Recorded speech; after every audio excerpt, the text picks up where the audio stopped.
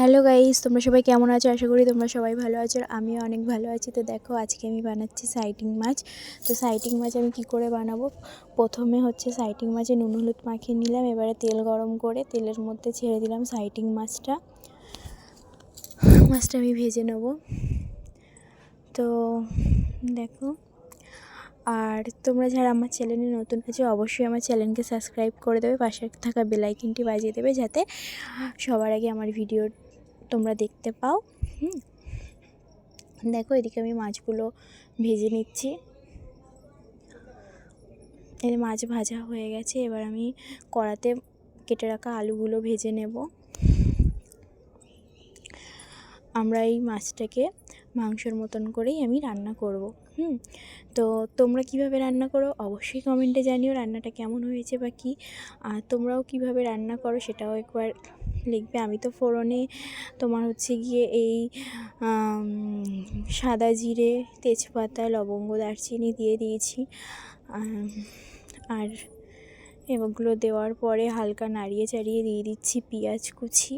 আমি এখানে পেঁয়াজ কুচি দিয়ে দিলাম। এবার পেঁয়াজটা হালকা হালকা ভাজা হওয়ার পরে এখানে হালকা হালকা ভাজা হবে আগে পেঁয়াজটা, তারপরে দেব রসুন বাটা, আদা বাটা।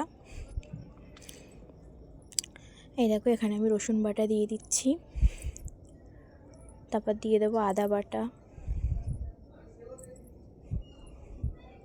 বাটা দিয়ে দিলাম। দেওয়ার পরে দিয়ে দেবো জিরে বাটা। আমি এখানে বাটা মশলা ইউজ করছি, তোমরা গুঁড়ো মশলা ইউজ করতে পারো। দিয়ে দিচ্ছি হলুদ গুঁড়ো, দিয়ে দিচ্ছি একটু ধনে গুঁড়ো, দিয়ে দিলাম তোমার হচ্ছে গিয়ে একটু গুঁড়ো লঙ্কাও আমি দিয়ে দিয়েছি এখানে।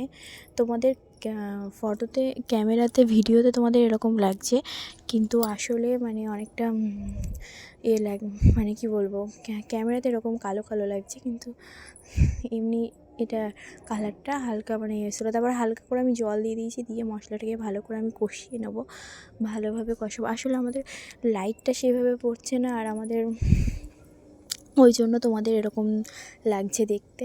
তো দেখো, এদিকে আমি ভালো করে এটা করে নিচ্ছি, মশলাটাকে করে নিলাম। এবার আমি মশলাটা ভালোভাবে কষাতে হবে যাতে মশলা থেকে তেল ছেড়ে যায়, তাহলে না তেল ছাড়লে মানে আমাদের কাঁচা মশলার একটা গন্ধ থাকে, সেটা থেকেই যাবে।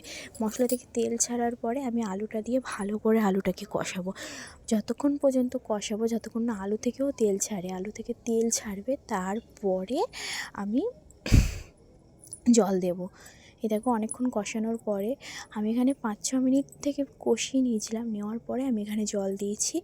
আর এবারে আমি এবারে জলটা ফুটে গেলে আমি মাছটা দিয়ে দিয়েছি এখানে। মাছটা দেওয়ার পরে আমি এখানে গরম মশলা দিয়ে দিচ্ছি। ফুটে যাওয়ার পরে আমি এখানে গরম মশলা দিয়ে দিচ্ছি।